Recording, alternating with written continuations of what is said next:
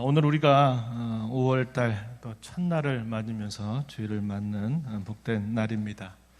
실록이 짙어져가는 아름다운 계절, 또 계절의 여왕이라고도 5월을 부릅니다. 이 5월 첫날인데요. 이 한 달 동안에도 여러분의 가정과 여러분이 일하시는 일터, 그리고 우리가 함께 이루어갈 교회에 주님의 변함없는 은혜와 평강이 가득하기를 축복합니다. 5월은 전통적으로 가정의 달 이렇게 우리가 생각하면서 매 주일에 그에 해당되는 말씀을 나누고 있습니다. 하나님 앞에서 우리의 가정과 교회를 생각하면서 또 새롭게 하는 좋은 기회가 되기를 바라는 마음입니다. 오늘은 하나님 앞에서 어린이, 우리의 다음 세대를 생각하는 주일로 우리가 함께 맞았습니다. 공교롭게도 요즘 우리가 함께 집중해서 읽어가는 말씀 가운데 이 예레미야서 부분은 경고와 징계를 넘어서서 회복에 관한 말씀을 계속 읽고 있습니다. 아울러 우리가 지금 겪고 있는 상황, 코로나 이후의 시대, 또 엔데믹 시대에 접어들면서 어떻게 회복을 해야 할지를 생각하면서 기도하면서 조심스럽게 걸음을 내딛고 있습니다. 오늘 저희가 함께 읽은 이 말씀의 내용은 이사야 6장에 있는 말씀이에요. 근데 이 말씀은 우리가 함께 매일마다 읽고 있는 이 예레미야서 비슷하게 징계와 그 이후의 회복에 대한 말씀을 오늘 우리가 읽은 말씀에서 확인하게 됩니다. 이사야 선지자는 회복될 대상을 두고 뭐라고 표현했냐면 이 땅의 구루터기라고 표현을 하고 있습니다. 이 말씀은 먼저 하나님 말씀을 받는 우리 각자 자신, 그리고 우리의 다음 세대에 대한 말씀이 되기도 합니다. 오늘 이 말씀을 함께 나누면서 하나님께서 우리 모두에게, 또 우리 각자에게 주시는 음성이 무엇인가를 발견하고 순종의 걸음으로 나아가는 모두가 되기를 바랍니다. 이사야 선지자가 그가 선지자로 부름을 받게 된 때는 유다 왕조 가운데서 우시야 왕이 죽던 그 해에 그가 선지자로 부름을 받습니다. 이사야서 6장 1절 앞부분에 보면은 우시야 왕이 죽던 해 그가 부름을 받았음을 말해 줍니다. 연대로 이걸 완산해 보면 주님 오시기 전 약 740년 정도 때입니다.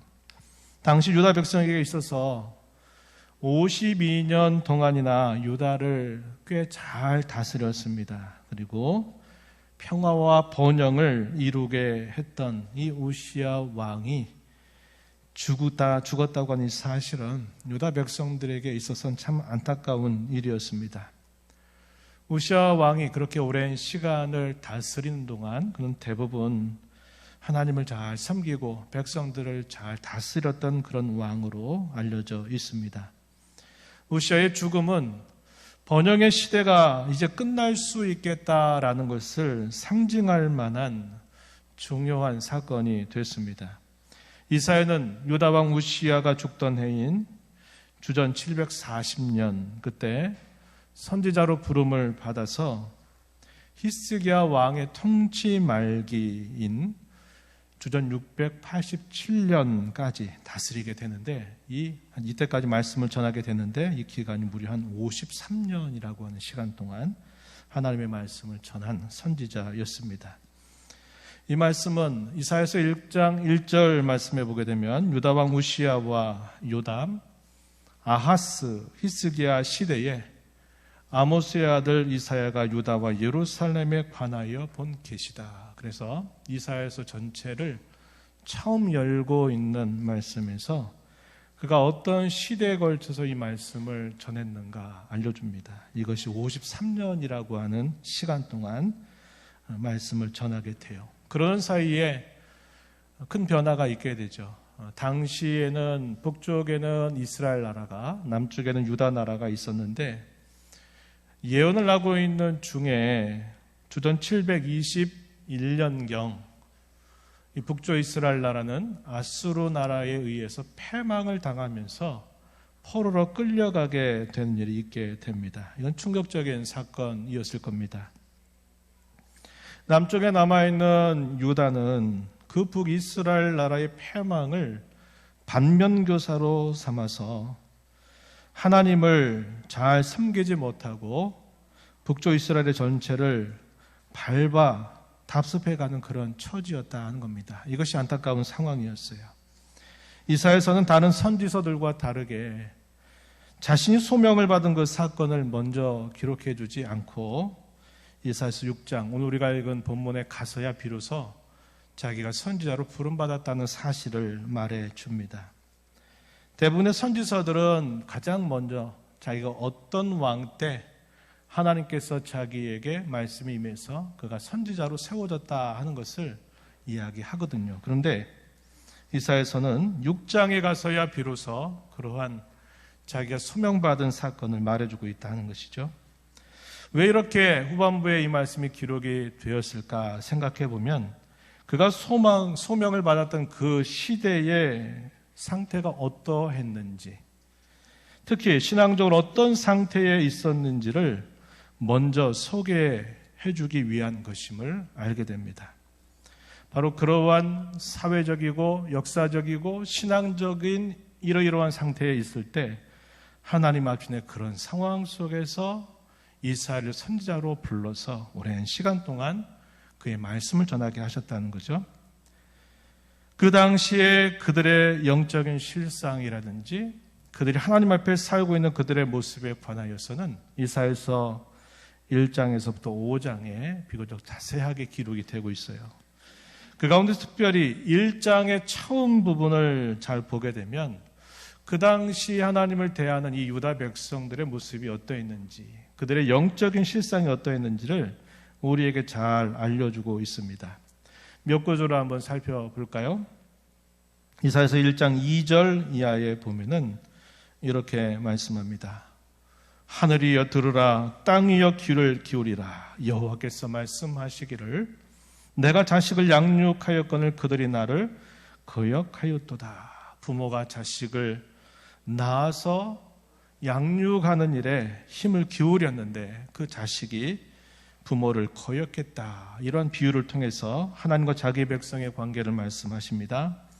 3절에 가면은 또 이렇게 말합니다. 소는 그 임자를 알고 나귀는 그 주인의 구의를 알건만은 이스라엘은 알지 못한다. 나의 백성은 깨닫지 못한다. 이렇게 하나님께서 말씀을 하고 계십니다. 그 백성들을 향해서 4절에서 뭐라고 표현하면 이렇게 표현합니다. 범죄한 나라, 허물진 백성, 행악의 종자, 행위가 부패한 자식이다. 이렇게 당시의 하나님 백성을 하나님이 그렇게 여기고 계심을 말해주고 있다 하는 것입니다. 그 당시의 유다 백성들의 신앙적인 모습을 이 1장의 앞부분에서 잘 보여주고 있다는 겁니다. 또 뒤로 좀 가셔가지고 9절 이하에 보면은 이렇게 또 묘사를 해줘요. 만군의 여호와께서 우리를 위하여 생존자를 조금 남겨두지 아니하셨다면 우리가 소돔 같고 고모라 같았으리로다. 또 10절 말씀해 보면은 또 이렇게 말합니다. 너희 소돔의 관원들, 고모라의 백성, 이렇게 부릅니다. 14절 가서 보면 또 이렇게 말해요. 그들이 그 오랜 시간 동안 지켜왔던 절기, 제사, 이 모든 것들을 하나님이 싫어하신다. 그것이 나에게는 무거운 짐이 되었다. 이렇게 하나님께서 말씀을 하고 계신 것입니다. 여기 보면 그들의 죄악을 따라서 그대로 하나님이 벌하신다면 그들은 파멸되고 말았을 것이다 라는 말씀을 전달해주고 있죠. 마치 유황과 불비로 심판을 받아서 사라진 소돔과 고모라처럼 되었을 것이다 하는 겁니다. 그런데 하나님이 남겨두셨기 때문에 다시 말씀을 생각해 보면 하나님이 그들의 죄를 따라 그대로 죄값을 처치하지 아니하셨기 때문에 그들은 남아 있다. 이렇게 말씀을 하고 있는 겁니다. 당시의 종교 지도자들이나 백성들에 대해서 소돔, 멸망의 도시인 이 소돔의 관원들 역시 고모라의 백성들이라고 부를 정도로 당시의 이 신앙적인 모습을 말해주고 있는 것을 보게 되죠. 이스라엘에게 있어서 가장 특별한 것은 그들이 절기를 지키는 일이며 그 절기를 통해서 하나님께 예배하는 일인데 그러한 일들을 하나님이 싫어하신대요. 야, 그게 내게 무거운 짐이다 라고 이렇게 하나님이 말씀하실 정도가 된 겁니다. 그만큼 당시 신앙적인 상황이 처참했다라는 것을 말해주고 있다는 것입니다. 바로 그러한 상황 속에서 이사야는 선지자로 부름을 받은 것이에요. 우시야 왕이 죽음으로써 당시 역사적인 상황뿐만 아니라 이러한 신앙적인 상황 또한 매우 좋지 않은 상황에서 이사야는 환상 중에 이 땅에 있는 성전이 아니라 하늘에 있는 하늘의 참 성전을 그가 바라보게 된 것입니다. 그 성전에는 하나님의 거룩하심과 영광이 가득 차 있고 스랍들에 의해서 찬송과 경배를 받으시는 하나님의 모습이 나타나고 있습니다. 이 땅의 군주는 죽어서 백성들에게는 참 안타까운 상황이 펼쳐지고 있는 것과 반대로 지금 하늘의 성전에서 영광이 충만하신 그 하나님은 여전히 살아계신 이스라엘 백성들의 자기 백성들의 진정한 왕이고 하늘의 하나님이시고 여호와이시라는 것을 그는 광경 가운데서 보고 있는 거예요. 거룩한 영광으로 충만한 그 광경을 보면서 자신의 죄악됨에 대하여 탄식하고 고백하는 모습을 그는 나타내 줍니다. 하나님을 대면하는 사람의 마땅한 반응이 바로 그것이다 하는 것을 아주 잘 보여주고 있어요. 나는 죄악 중에 거하는 백성이고 입술이 부정한 백성이고 내가 이런 부정한 가운데 만군의 여호와이신 왕을 배웠다. 나는 죽게 되었다라고 탄식하는 이사야에게 하나님은 그의 모든 죄악을 다 깨끗하게 씻어 주시게 됩니다. 그리고 마침내 그를 선지자로 보내시는 거예요. 이사야서 6장 8절 말씀에 하나님 이렇게 말씀하십니다. 내가 누구를 보내며 누가 우리를 위하여 갈고 이렇게 말씀하시자 이사야 선지자가 감격스럽게 전하는 마음을 가지고 이렇게 대답합니다. 제가 여기 있습니다. 저를 보내시옵소서 이렇게 대답을 하면서 그가 이제 선지자로서 활동을 시작하게 된 것입니다. 이사야가 선지자로서 감당해야 할 사명은 백성들을 깨우치는 일이죠. 하나님께서 그에게 주신 말씀을 하나도 더하거나 빼는 것 없이 그 말씀을 그대로 예언한 것이었습니다. 이것은 당시 여러 선지자들과도 마찬가지죠. 그 선지자 가운데 우리는 대표적으로 예레미야를 생각해 볼 수 있겠는데 이 예레미야 선지자는 이사야 선지자보다 후대에 부름받은 선지자죠. 그는 유다 왕 가운데 요시야 왕이 다스리던 제13년에서부터 유다 나라의 마지막 왕인 시드기야 왕이 마침내 바벨론으로 잡혀가게 되는 그때까지 그는 하나님의 말씀을 전하게 돼요. 이것이 무려 40년 세월이 필요한 시간들이었습니다. 그가 선지자로 부름받을 때 자신이 할 일이 무엇인가를 자세하게 그는 듣게 됩니다. 그 내용이 어디에 소개가 되냐면요. 예레미야서 1장 9절과 10절 이 말씀에 소개됩니다. 한번 앞에 스크린 말씀을 한번 보시죠. 네, 거기 보시면 제가 읽어드리겠습니다. 여호와께서 그의 손을 내밀어 내 입에 대시며 여호와께서 내게 이르시되 보라 내가 내 말을 내 입에 두었노라. 10절에 보면 보라 내가 오늘 너를 여러 나라와 여러 왕국 위에 세워 내가 그것들을 뽑고 파괴하며 파멸하고 넘어뜨리며 건설하고 심게 하였느니라 하시니라. 예레미야를 부르시는 하나님은 그가 할 일에 대해서 이렇게 비유적으로 말했어요. 뽑고 파괴하고 파멸하고 넘어뜨린다. 그리고 또 뭐라고 말씀합니까? 건설하고 심게 하려고 그를 부르셨다 이렇게 말씀을 하십니다. 이걸 내용적으로 정리해 보면 이렇게 표현할 수 있을 거예요.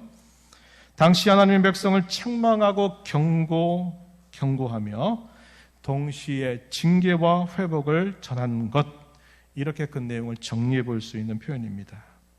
예레미야가 그 시대에 감당했던 그러한 일은 그보다 앞서서 부름받은 이사야 선지자에게 있어서도 역시 마찬가지였다는 것입니다.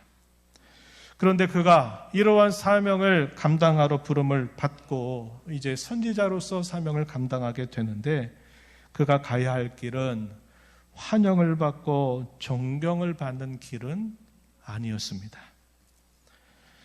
모든 시대에 다 사실은 그렇죠. 모든 시대. 우리가 성경에 앞서서 구약시대의 선지자들로 부름받았던 분들이나 또 신약시대 사도로 부름받았던 모든 이들이, 그들이 살았던 그 일생의 삶은 평탄하고 존경받고 칭송받고 환영받는 그런 일보다는 사실은 많은 반대와 대적을 만나는 일, 고난과 시련을 당해야만 되는 그런 일들이 더 많았습니다. 하지만 이사야 선지자가 가야 할 그 시대는 특히도 더 그랬다는 것입니다. 오히려 외면을 받고 따돌림을 당하고 미움을 받고 해를 받는 길이었습니다. 전하는 말씀이 그들에게는 살 길이고 생명의 길임에도 불구하고 계속 그 말씀을 외면하는 자들은 그들의 마음과 귀와 눈이 가려지게 되는 것입니다. 우리가 읽은 본문 말씀 9절 10절 말씀을 가서 보시면 이렇게 말하죠. 여호와께서 이르시되 가서 이 백성에게 이르기를 너희가 듣기는 들어도 깨닫지 못할 것이요 보기는 보아도 알지 못하리라 하여 이 백성의 마음을 둔하게 하며 그들의 귀가 막히고 그들의 눈이 감기게 하라, 이렇게 말씀을 하시게 됩니다. 들어도 깨닫지 못한다, 봐도 알지 못한다. 이 백성의 마음이 둔하게 돼서 그들의 귀가 막히고 눈이 감기게 된다, 이런 말씀을 하시는 것입니다. 그는 듣든지 안 듣든지 예언을 하고 또 예언하는 사명을 감당해야만 했습니다. 이렇게 예언을 하고 전하면 환영받는 게 아니라 외면을 당하고, 그래도 또 전하라 하시니 전하게 되면 백성들은 또 외면을 하게 됩니다. 이러한 악순환들이 계속 반복이 되면서 결국은 파국에 이르게 될 것이다 한 것입니다. 그러하게 하나님께서는 이사야 선지자를 부르시면서 마치 예방 주사를 먼저 놓아 주시듯이 이런 말씀을 한 겁니다. 내가 이렇게 기쁘게 차원에서 나를 보내달라고 말하고 내가 가지만 내가 가는 길에는 많은 반대와 시련과 어려움이 너를 기다리고 있다. 이렇게 전하면 이상적으로는 하나님 이렇게 말씀하셨으니 이 말씀을 듣고 회개하고 돌이켜서 잘되고 칭송받고 존경받는 일이 마땅하지만, 그러나 이 백성들의 마음이 완악해서 그들의 마음이 깨닫지 못해서 그들의 눈이 감겨져 있어서 그들의 귀가 닫혀 있어서 내가 이러는 모든 말들에 대하여 오히려 외면하고 너를 괴롭히게 될 것이다. 이걸 알고 너는 나가라, 이런 말씀을 하나님이 전하게 해주시는 것입니다. 선지자는 희망찬 기대를 가지고 이제 뭔가 이 사명을 감당하면 크고 좋은 일이 있으리라고 기대했을 것인데, 하나님은 말씀하시기를 그게 아니다, 이렇게 말씀을 하시는 거예요. 안타까움과 괴로움으로 그의 마음은 바뀌었을 것입니다. 그래서 이사야는 하나님께 묻습니다. 어떻게 묻던가요? 우리가 읽어보면 11절 앞부분 말씀에 보면은 이렇게 말하죠. 주여 어느 때까지입니까? 주여 언제까지입니까? 언제까지 그런 일이 있게 됩니까? 이렇게 하나님께 여쭙게 되는 것입니다. 언제까지 이러한 말씀을 전해야만 합니까? 언제까지 이 백성들은 그 전하는 말씀에 대하여 저렇게 완악하게 반응을 하게 되는 겁니까? 이렇게 하나님께 여쭙는 모습이 나타나고 있다는 것입니다. 그런 물음에 대해서 하나님께서 대답해 주시는데요. 그 말씀이 우리가 읽는 본문 11절 하반절 13절 12절 표현이 되어 있어요. 거기 한번 보시면 성읍들은 황폐하여 주민이 없으며 가옥들에는 사람이 없고 이 토지는 황폐하게 되며 여호와께서 사람들을 멀리 옮기셔서 이 땅 가운데 황폐한 곳이 많을 때까지다. 이렇게 하나님이 대답을 해주시는 겁니다. 이게 무슨 말씀일까요? 그들이 살던 약속의 땅이 황폐해지고 그곳에서 쫓겨나게 될 때까지 계속 그렇게 될 것이다. 이렇게 말씀을 하시는 겁니다. 이 말을 비유로 말하면 이런 이야기입니다. 그들이 그들이 이제까지 살아왔던 그 집의 어떤 한 부분이 망가져가지고 그 집을 부분적으로 수리하면 될 정도가 아니라 그 집 전체를 다 부수고 그 집을 새롭게 지어야 할 때까지 너는 이렇게 계속 하여야 된다. 하나님 이렇게 말씀을 하시는 것입니다. 제가 그런 주보에다 그렇게 표현한 거죠. 리모델링 정도 해가지고는 안 된다. 이거 다 허물어 버려야 된다. 허물어 버리고 다시 거기에 다시 세워야 할 때 그때까지 너는 계속 이렇게 하여야 된다. 이렇게 말씀하는 겁니다. 그만큼 집 전체가 망가져 버렸다는 말이 되는 것이고, 다르게 말하면 당시에 하나님의 백성들의 그들의 신앙적인 현실이 그만큼 망가져 버려 있는, 부분적으로 손을 대서는 다시 회복이 될 수 없는 정도의 처참한 상황이다 하는 것을 이렇게 대답해 주고 계신 것입니다. 우리는 여기서 선지자 이사야도 그러겠지만요, 그렇게 말씀하시는 하나님, 그리고 그렇게밖에 행하실 수밖에 없는 하나님의 마음이 어떠하실지를 우리는 생각할 수 있어야 합니다. 하나님 어떻게 그럴 수 있지? 하나님이 그 백성들을 위하신다 그러면서 어떻게 그렇게 무섭게 그들을 대할 수 있단 말이지? 이렇게 생각할 것이 아니고, 그 백성들을 그렇게밖에 할 수 없는 정도로 그들의 상황이 이렇게 되어버린 것에 대하여 하나님께서 얼마나 아파하실까, 하나님께서 얼마나 괴로운 마음을 가지고 계실까 하는 것을 우리 이 말씀을 생각하면서 읽을 수 있어야 하는 겁니다. 부모가 자식이 잘못된 길로 걸어가서 돌이킬 수 없게 될 정도가 됐을 때 부모는 생각하고 고민 끝에 어떤 결단을 내려야 될 그런 시점이 올 때가 있어요. 그럴 때 그렇게 결단을 내리는 것이 그 자식에게는 그것이 너무 매몰차고 너무 힘들고 어떻게 그럴 수 있는가 싶지만, 그렇게까지 생각할 수밖에 없는 부모의 마음은 그만큼 찢어질 수밖에 없는 그런 마음인 겁니다.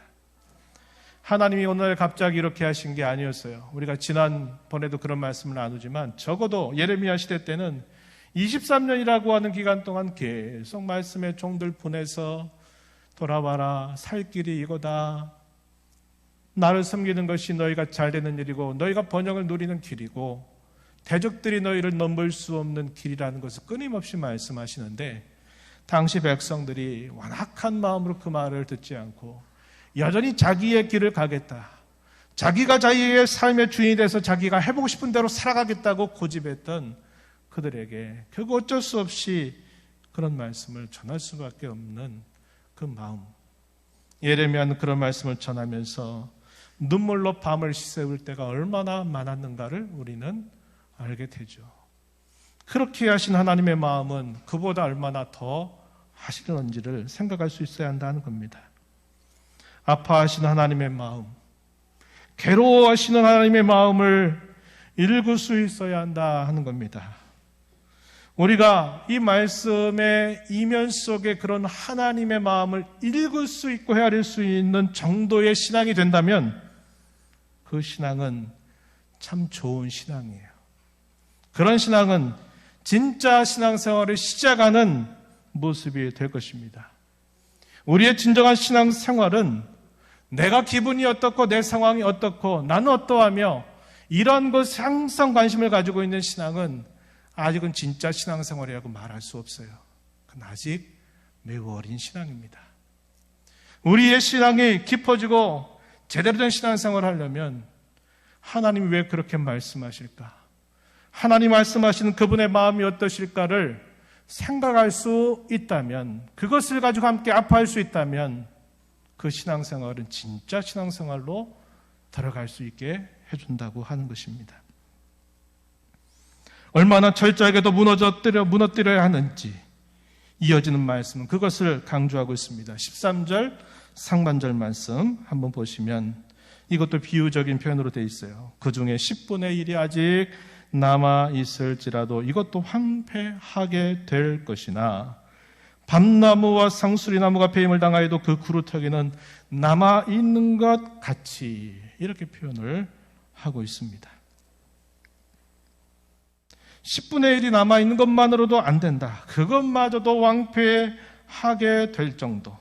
이걸 비유로 말하기를 밤나무와 상수리나무가 멋있게 자라서 하늘을 높이 뻗어 있는 그 나무가 싹둑밑둥이 잘려서 그게 다 사라지고 구루터기만 남아있는 그런 정도가 될 때까지 그렇게 된다. 이렇게 대답을 해주고 계시는 것입니다. 우리는 얼마 전 참 가슴 아픈 일을 목격했습니다. 울진에서부터 시작된 산불이 북쪽으로 계속 바람을 타고 올라가서 동해안 상당한 부분들까지 다 태워버리는 사건입니다. 가장 오랜 시간 동안 불이 탔다. 가장 많은 산림을 태워버렸다. 그리고 가장 많은 피해를 겪었던 사고가 돼서 역대적인 산불 피해를 겪었던 것을 우리는 기억합니다. 이곳이 회복이 되려고 한다면 적어도 몇십 년이 걸려야 할지 모를 정도로 너무 심각한 훼손이 되어버렸다. 이렇게 뉴스 보도를 통해서 봤습니다. 뉴스를 통해서 참혹하게 타버린 그 영상들, 찍었던 사진들은 그 당시에 이 산불이 얼마나 무섭게 그것을 태워버렸는가, 그 남겨진 처참했던 상황을 여실히 잘 보여주었습니다. 온 천지를 아름답게 수놓을 나무들, 꽃과 나무들이 산을 아름답게 채색하듯이 수놓아될 그런 나무들이 다 타버리고 검은 가지만 앙상하게 남겨진 모습을 보는 저와 여러분의 마음은 참으로 안타깝고 아파했었습니다. 마치 이런 광경을 떠올리는 것처럼 남아있는 10분의 1마저도 황폐하게 되어 그루터기만 남을 때까지 이렇게 너는 계속해야 된다라고 말씀을 하고 계시는 것입니다. 그루터기는 나무 전체를 베고 남은 밑둥을 나타내는 말이죠. 본문 13절 마지막 부분을 보시면은 이렇게 설명을 덧붙여 주십니다. 그루터기가 곧 거룩한 씨다라고 말씀을 해 주십니다. 이 거룩한 씨라고 하는 표현은 이사야서 1장 4절, 아까 초대 잠깐 제시했던 그 말씀에 보면요, 이런 표현이 있어요. 행악의 종자라는 표현을 사용했어요. 당시 유다 백성들을 향해서 하나님이 너희는 행악의 종자, 행악의 씨다 이렇게 불렀단 말이죠. 그것과 반대되는 말이 바로 거룩한 씨라고 하는 말입니다. 이 거룩한 씨라고 하는 말은 모두가 다 하나님의 말씀을 외면하고 멸시하는 사람들 가운데 남아있는 소수의 신실한 자들을 의미해주는 말입니다. 하지만 이 말이 궁극적으로는 씨 혹은 후손에 대한 승리의 약속과 연결되는 말이기도 하다 하는 겁니다.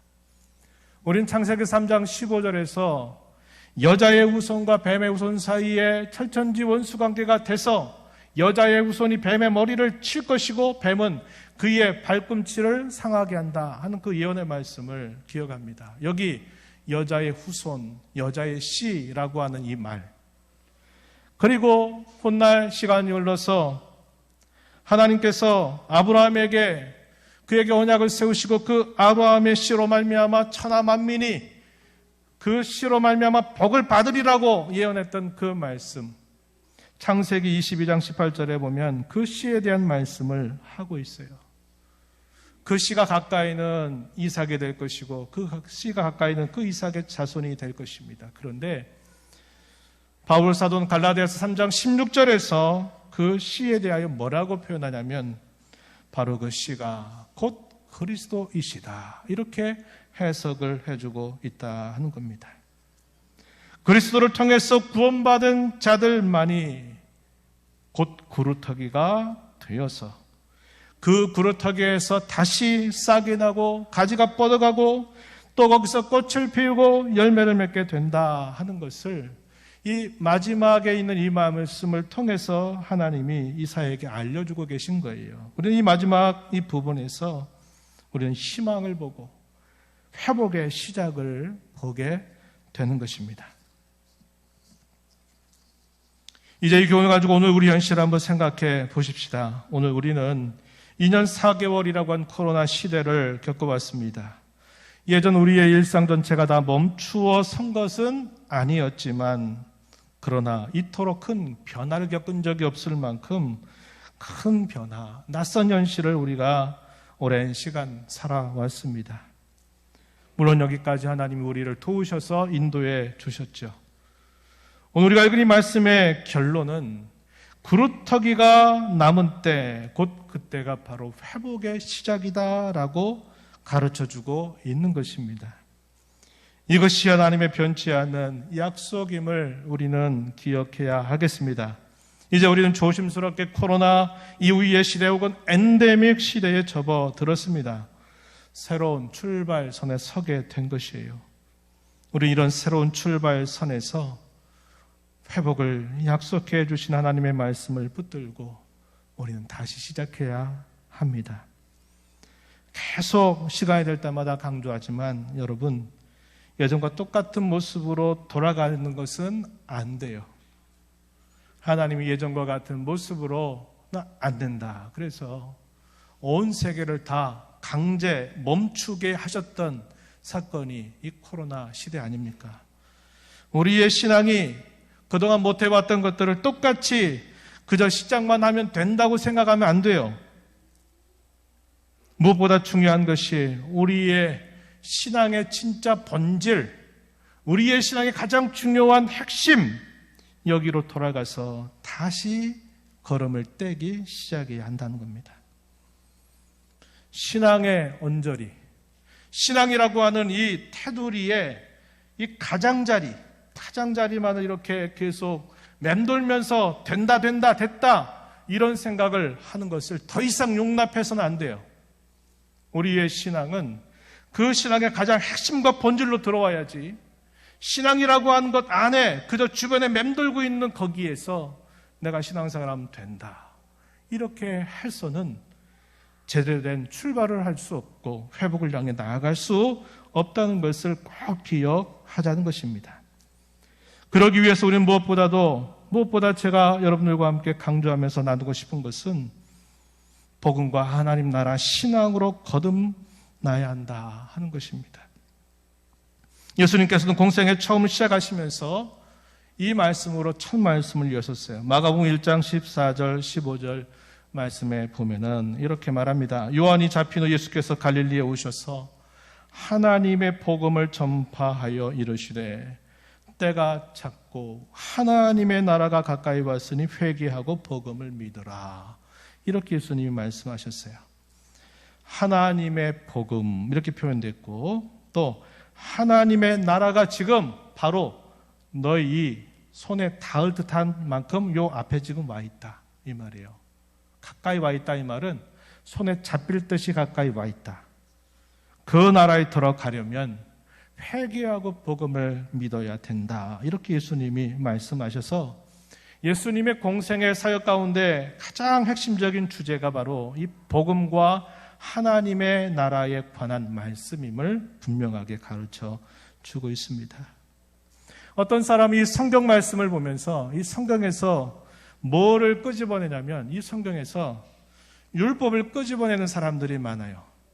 그래서 구원은 다 은혜로 받는 거지만 그 후에 내가 상급받고 내가 신앙생활 잘해서 면류관을 받는 것은 내가 잘하고 내가 잘하면 받는 거고 그렇지 않으면 안 된다. 이렇게 생각을 해가지고 대단히 그 신앙이 율법적인 신앙으로 흘러갈 수가 있어요. 그러지 못한 사람에 대해서는 나도 모르게 나도 우쭐해지고, 그렇지 못한 사람을 대할 때는 괜히 멸시하고 별것 아닌 것처럼 사람들을 얕잡아 보게 되는 일들이 따라오게 돼요. 성경이 잘못 보게 되면 꼭 그걸 말하는 것 같아요. 잘하는 사람은 복받고 못하는 사람은 벌받는다, 이렇게 말하는 것처럼 보이는 부분들이 상당히 많아요. 그러나 성경에서 우리는 그걸 발견하면 안 돼요. 성경에서 우리가 발견해야 될 중요한 것은 복음이라고 하는 겁니다. 복음.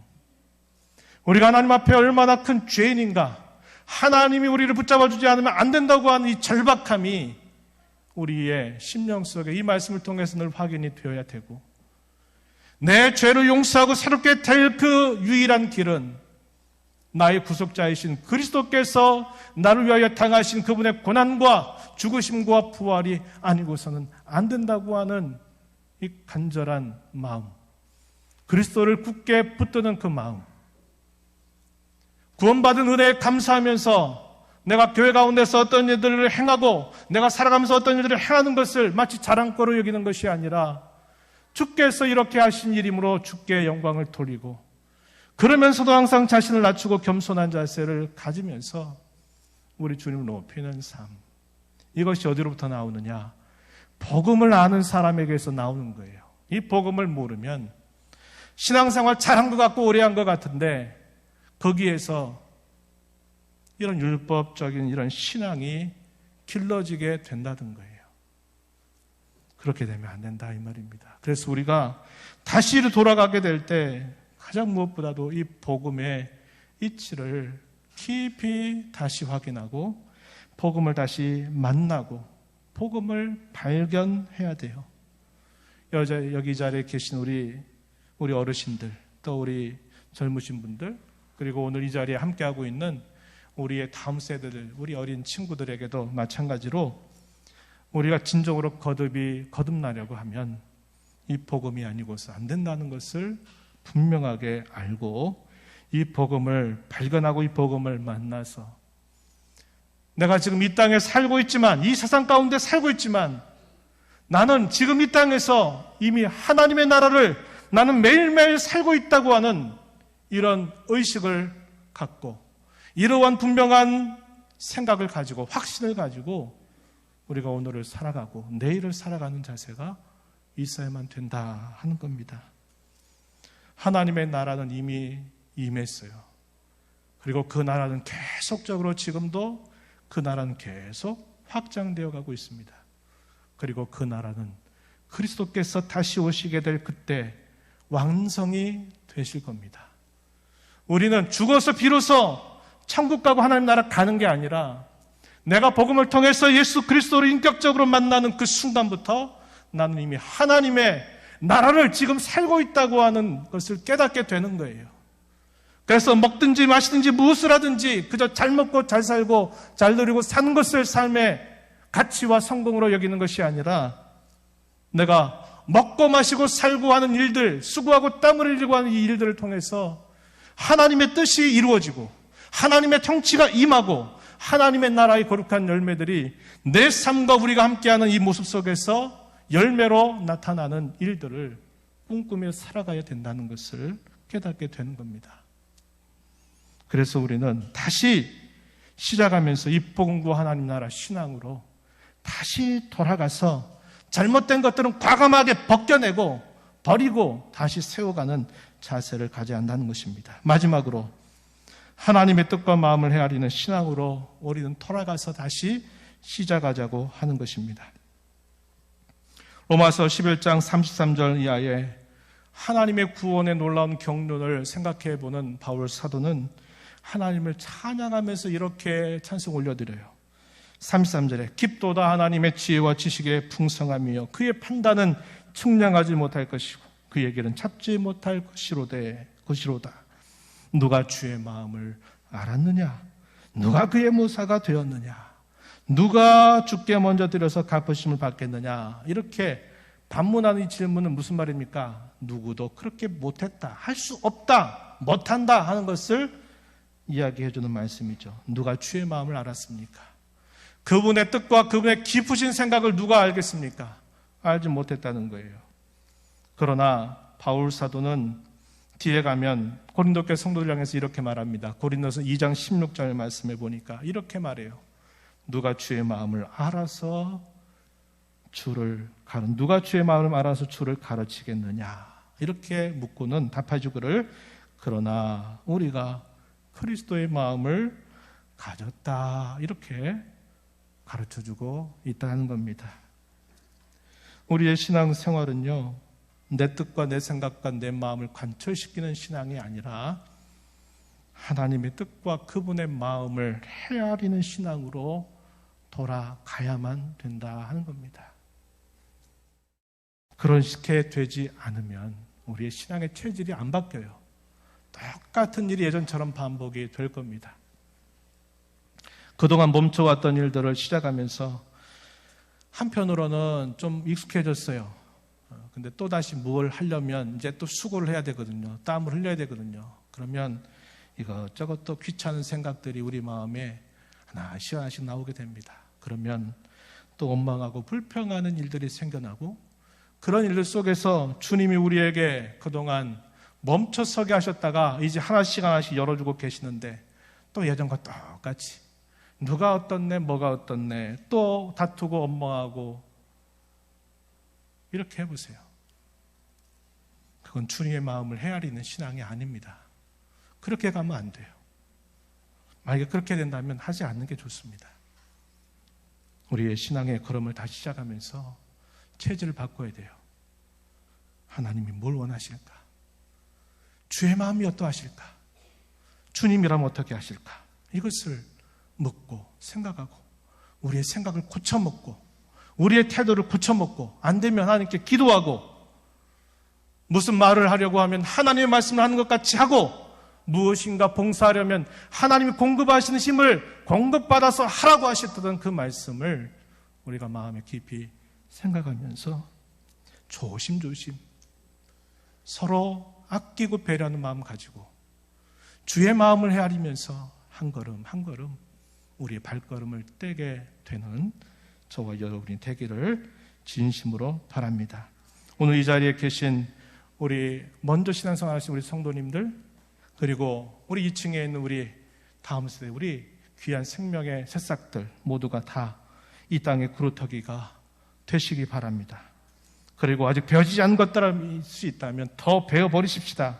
그리고 다시 시작하되 복음과 하나님 나라의 신앙으로 하나님의 뜻과 마음을 헤아리는 신앙으로 다시 시작하는 저와 여러분이 되기를 진심으로 바랍니다. 하나님 아버지 오늘도 복되고 귀한 날 허락하시고 오늘도 주 앞에 교회를 이루어서 주의 말씀을 함께 듣게 하심을 감사합니다.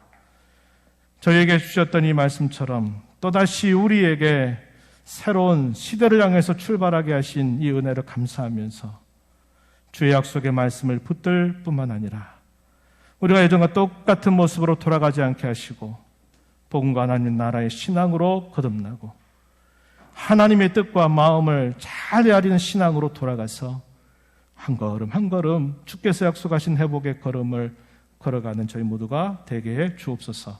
예수님 이름으로 기도하옵나이다. 아멘.